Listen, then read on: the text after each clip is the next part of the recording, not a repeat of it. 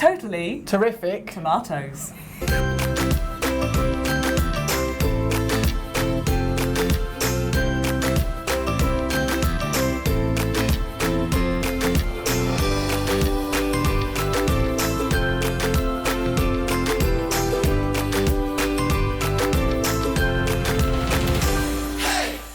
Hello, welcome to Get Gardening. I'm Thordis and I'm Ian Roofe. And today we're in one of the many splendid greenhouses at East Ruston Old Vicarage. And this one, over the years, always seems to be where the tomatoes are grown, Ian. Yep, it is. It's one of our main grow houses for production, for vegetables and a bit of fruit. We've got some melons down the far end. We've got cucumbers as well, but primarily tomatoes. And good light in here in particular. It's south-east facing. It's a perfect spot, really. And it grows good plants, as you can see. We've got wonderful cordon tomatoes here, and these are some of the easiest to grow. Cordons means that they're grown on single stems, and if you have a look in there, you can see we've got mainly single stems trained up, and then we've got all the side shoots nipped out, and then we've got trusses of tomatoes on there.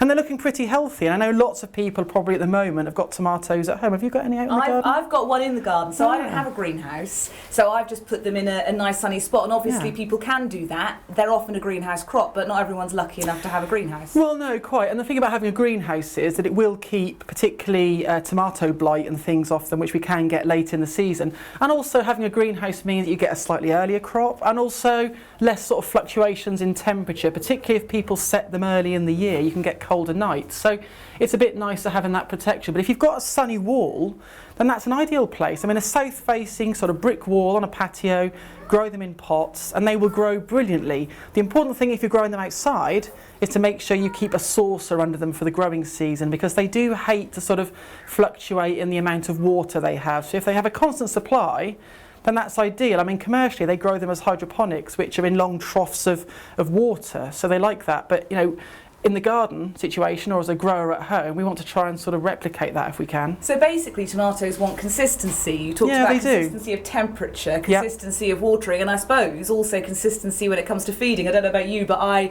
might feed them once a week, but would you be better off to feed them little and often? Little and often. You know, snacking is often the better way than having big meals. Don't we know it? Yeah, and that's often the way for tomatoes as well. If you can do a half-strength feed, maybe twice a week, then that would be ideal actually. Or what you could do is, you know, you could give a small amount of feed each time you water, and you'll probably be watering at least once a day, if not twice a day. Now, the ideal thing for tomatoes would be to water in the morning. They don't like sitting wet in a greenhouse in the evening. If they're outside and they've been watered in the morning, they'll have used all that moisture up anyway. But in a greenhouse, having that protected environment, if you water them late in the day, they don't always appreciate sitting and it can cause problems. But I mean, these ones in here are looking good, but if the environment in your greenhouse is fluctuating too much in terms of temperature, then it will be noticed, and then these ones are okay here, but the leaves will very much start to pucker and they'll start to curl, and it's nothing actually wrong with the plant as such. It's just the